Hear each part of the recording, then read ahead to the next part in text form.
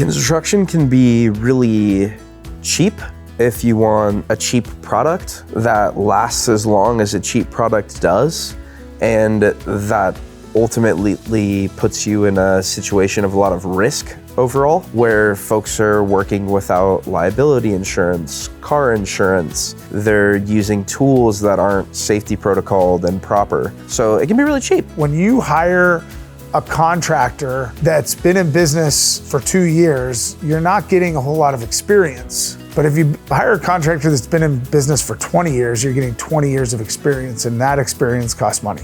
I have found firsthand that hiring the right contractor up front is a lot less expensive in the long run than hiring the wrong one.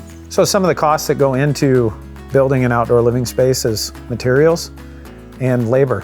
You have tariffs in recent years. There's all these things that are causing material, the actual core portion of construction to be expensive. The other part of it is regulations and red tape, the city permitting. All of these things are adding up on just the build side. Then you have a staff. We have a lot of mandatory things that are required in our state, such as paid family medical leave that employers have to contribute towards, or paid sick time that employers have to contribute towards. In order to have the best builders in the industry, we have to pay a competitive wage. And so that means that sometimes our labor costs can be a little bit higher in order to get you the best person building this project.